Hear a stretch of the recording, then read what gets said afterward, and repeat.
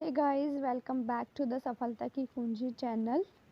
आज हम MCQ question करेंगे। जो भी नवंबर मंथ के जो भी करंट अफेयर थे उनके हम जो भी इम्पोर्टेंट एमसीक्यू क्वेश्चन की जो हमने सीरीज़ स्टार्ट करी हुई है, आज हम उसी को करेंगे। ये नवंबर मंथ का जो सेकंड पार्ट है उसके एमसीक्यू हैं, ये बहुत इम्पोर्टेंट है, इनको ध्यान से देखिएगा। तो बिना टाइम वेस्ट किए चलिए चलते हैं अपने फर्स्ट क्वेश्चन की तरफ। है कि who became the new president of Malaysia in 2022 means 2022 में मलेशिया के नए प्रधानमंत्री कौन बने हैं। इसका जो फर्स्ट ऑप्शन है वो है मुहियुद्दीन यासीन, या फिर महाथिर मोहम्मद, या फिर नजीब रज़क, या अनवर इब्राहिम। तो गाइज़ इसका आंसर है अनवर इब्राहिम, जो अभी 2022 में मलेशिया के अंदर जो इलेक्शंस हुए थे उनके अंदर न्यू इब्राहिम है जो वो जीत चुके हैं और वो मलेशिया के न्यू प्रेसिडेंट बन चुके हैं 2022 के। तो चलिए चलते हैं अपने नेक्स्ट क्वेश्चन पर। नेक्स्ट क्वेश्चन है कि who among the following has been named as the new chief of Pakistan army.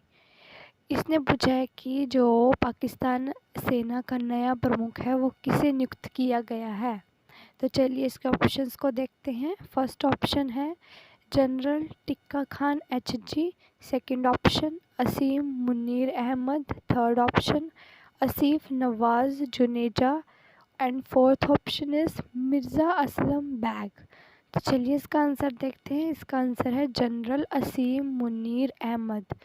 जो जनरल असीम मुनीर अहमद हैं वो पाकिस्तान आर्मी के न्यू चीफ बन चुके हैं। चलिए चलते हैं अपने नेक्स्ट क्वेश्चन पर।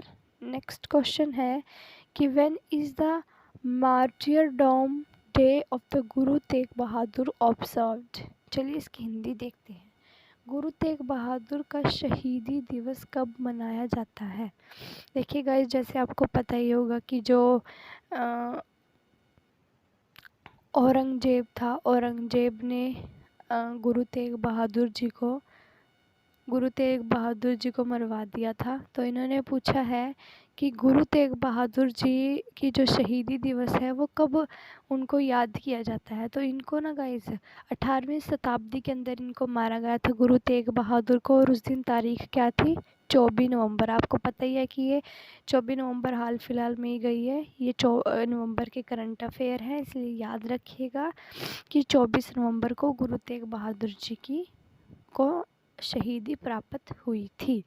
तो अच्छा गाइज़, आप जल्दी से ये कमेंट करिए कि जो मिल्क डे है उसको कब सेलिब्रेट किया जाता है। मैंने आपको पिछली वीडियो में पढ़ाया था ना, तो आप जल्दी से कमेंट करके बताइए कि मिल्क डे कब मनाया जाता है। तो चलिए चलते हैं अपने नेक्स्ट क्वेश्चन पर। नेक्स्ट क्वेश्चन है गाइस कि 2022 में कौन कज़ाकिस्तान के राष्ट्रपति के रूप में फिर से चुने गए हैं। मीन्स इसका मतलब है, इसने पूछा कि फिर से चुने गए हैं, इसका मतलब पहले भी वही थे तो अब दोबारा फिर उनको रीअपॉइंट कर लिया गया है। तो चलिए देखते हैं इनके नाम। फर्स्ट ऑप्शन है मुहियुद्दीन यासीन, सेकंड ऑप्शन है अब्दुल लतीफ़ रशीद, थर्ड ऑप्शन है इब्राहिम रईसी, फोर्थ ऑप्शन है काशियाम जोमार्ट टोकियव। तो चलिए देखते हैं इसका आंसर गाइस। इसका राइट आंसर है ऑप्शन नंबर डी, कासियाम जोमार्ट टोकियव। ये जो हैं वो अब कज़ाकिस्तान के न्यू प्रेसिडेंट के रूप में चुने गए हैं। गाइस आपको पता ही होगा कि जो हमारी सेंट्रल एशिया के अंदर 5 कंट्रीज़ आती हैं, जिसके अंदर से एक जो कंट्री है वो कज़ाकिस्तान है। बाकी 4 कंट्रीज़ अगर आपको पता है तो जल्दी से कमेंट में बताइएगा, ठीक है। तो चलिए चलते हैं अपने नेक्स्ट क्वेश्चन पर।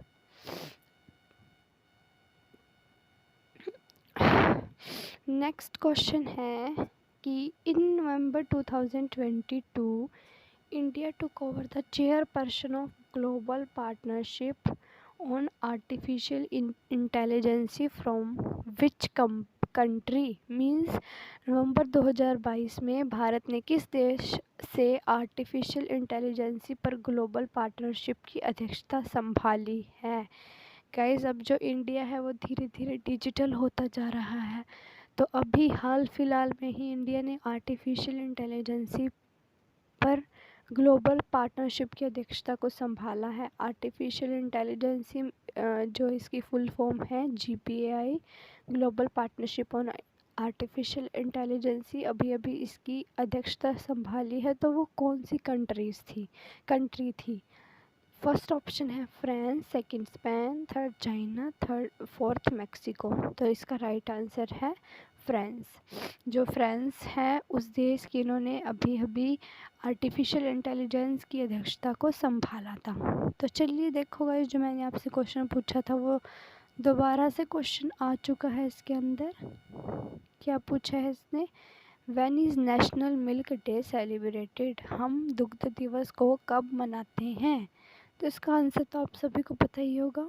चलिए फर्स्ट ऑप्शन देख लेते हैं। 2 जून, 15 जनवरी, 27 अक्टूबर, 26 नवंबर। तो इसका राइट आंसर है 26 नवंबर।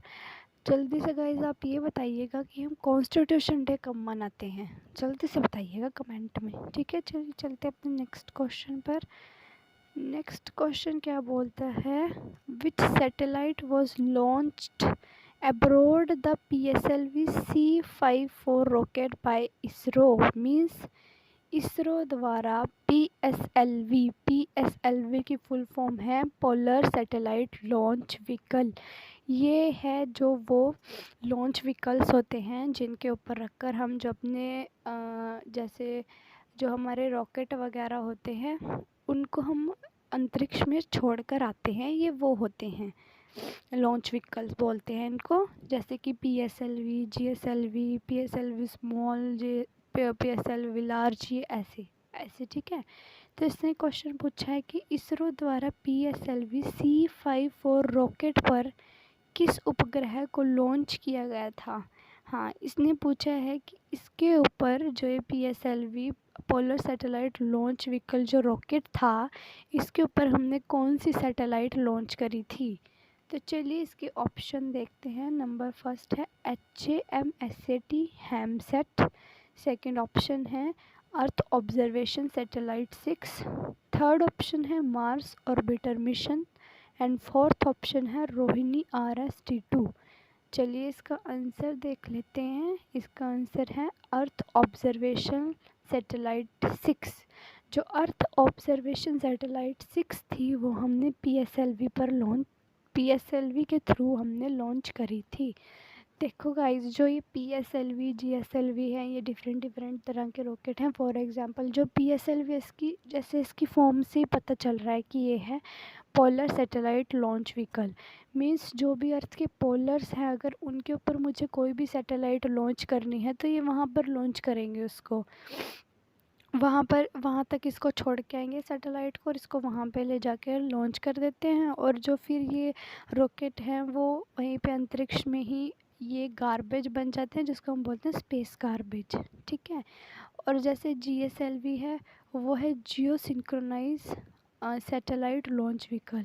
मीन्स वो धरती से 3600 किलोमीटर की दूरी पर जाकर सैटेलाइट्स को छोड़ते हैं।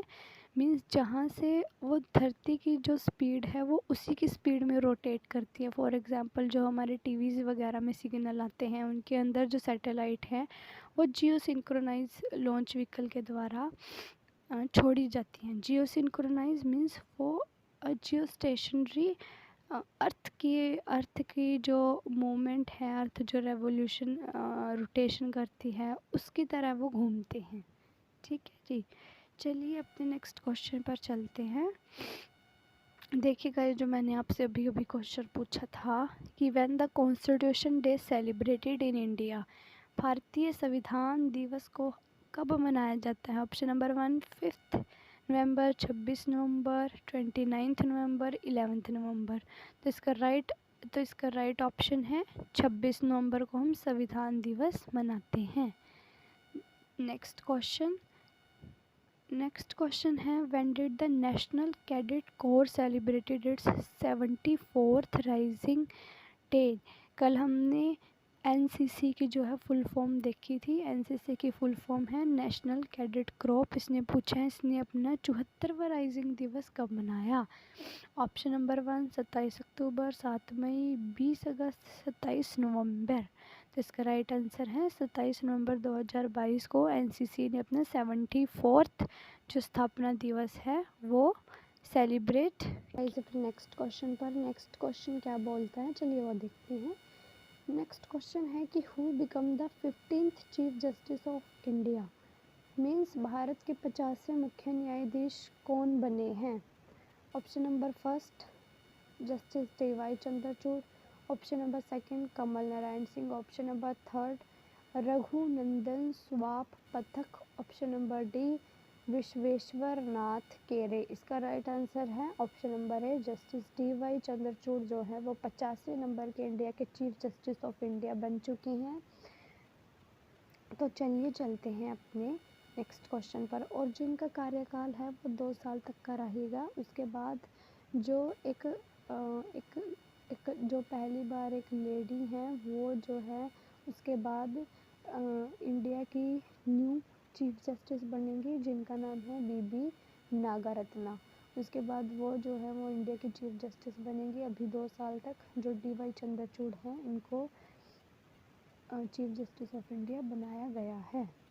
चलिए नेक्स्ट क्वेश्चन पर नेक्स्ट क्वेश्चन देखते हैं।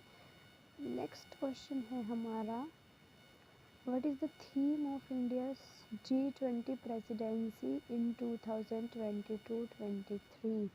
ये बहुत इंपॉर्टेंट है क्वेश्चन गाइस। क्वेश्चन को जरूर से याद रखिएगा। ये बोलता है कि G20 जो है हाल फिलहाल में बाली इंडोनेशिया में इसको किया गया है 2022 में। इसने पूछा है कि उसमें उसकी थीम क्या थी, उसका विषय क्या था।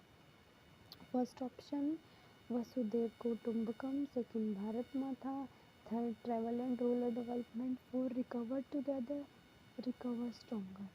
तो इसका राइट आंसर है वसुदेव कुटुंबकम। ये जो है वो 2022 के G20 की थीम थी वसुदेव कुटुंबकम। इसको अच्छे से याद रखिएगा। और अब जो 2023 की जो प्रेसिडेंसी है वो अब इंडिया को मिल चुकी हैं। इंडिया अब की बार G20 की जो मीटिंग है वो इंडिया में आयोजित कराएगा। 1 साल तक ये इंडिया के पास इसकी प्रेसिडेंसी बनी रहेगी। तो चलिए चलते हैं अपने नेक्स्ट क्वेश्चन पर। नेक्स्ट क्वेश्चन क्या बोलता है कि name the independent India's first voter who passed away in November 2022। कहते हैं कि स्वतंत्र भारत के पहले मतदाता का नाम बताइए जिनका नवंबर 2022 में निधन हो गया था। स्वतंत्र भारत मीन्स 1947 के बाद जो 1952 में जो फर्स्ट इलेक्शन हुए थे उनके अंदर जो पहले मतदाता थे उनका नाम बताना है जिनकी जो मृत्यु है वो नवंबर 2022 में हुई थी।